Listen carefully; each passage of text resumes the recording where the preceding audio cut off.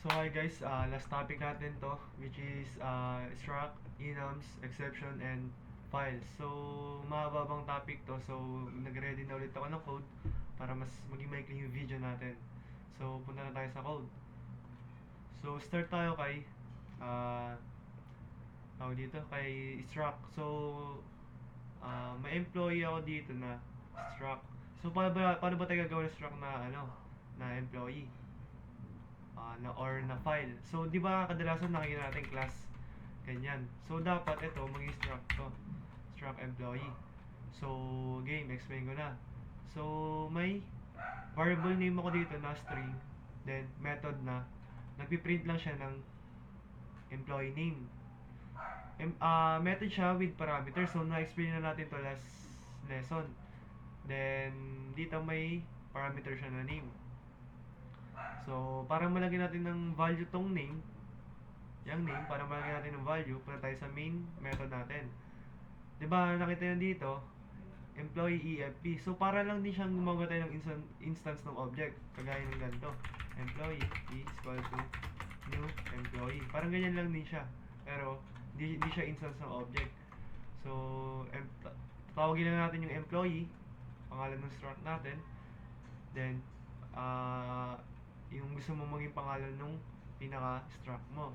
Para hindi siyang variable name. So, yun. So, para malagyan natin ng value tong name, access natin yung emp.name.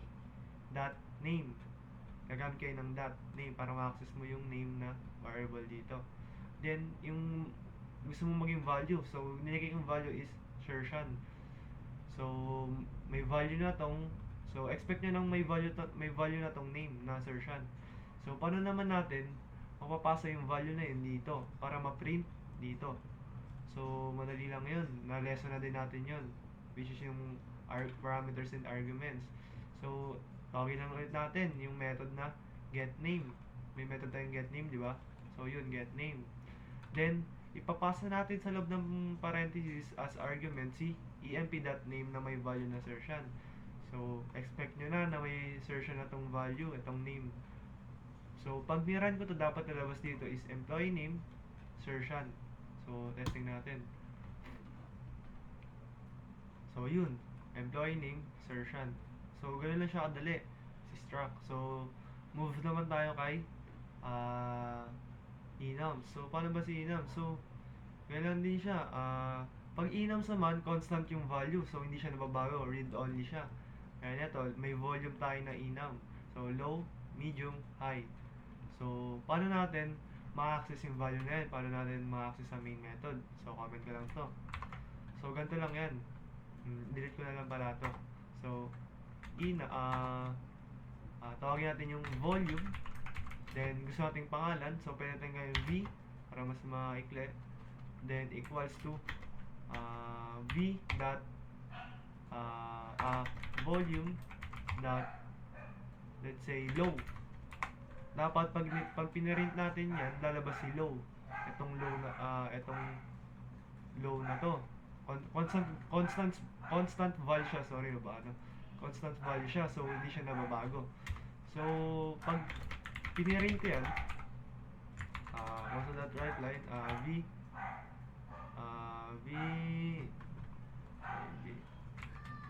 kasi muna natin ganito tignan natin kung ano mangyayari.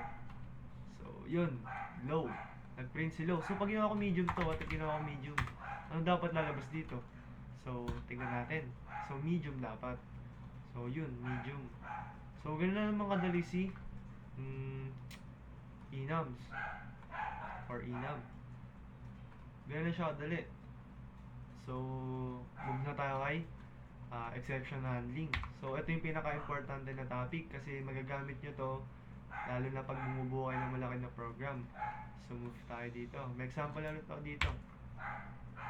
Ito yung dapat yung aralin talaga kasi napakalaga ng exception handling. Lalo na pag malaki na yung binibuild yung system or program. So, kagaya na ito, may array tayo na 3 lang yung laman. So, then, gusto natin i-print is yung pang 10th na index. So, pag inalis ko to, mag-e-error yan pag walang catch. Mag-e-error pa din naman siya kahit may catch, pero mas magiging mas ma-handle niyo yung error ng tama.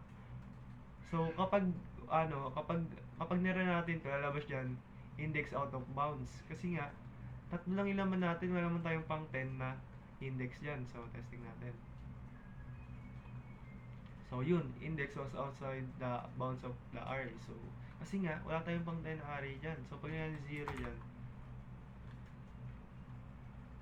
oh, gagana na yan, 1 na. So, ganun lang si exception handling. So, tatandaan nyo lagi, napaka-importante ng topic na to. Kasi, yan yung pinaka-ginagamit talaga, lalo pag bumubuo kayo ng system, para ma-handle nyo yung error ng tama, para di maglo yung system nyo. So, move naman tayo kay file. So, ito, madali lang naman to. So, bago nyo pala, bago nyo magamit tong file, yung file na yan, kailangan nyo muna gawin to using system.io, input, output. So, import nyo lang yung package or library na yan. So, yun, may string lang ako dito na write text na may laman na hello world. So, file.write all text, then gagawa tayo ng file name na file name txt yung pangalan, then ipapasa lang natin si hello world.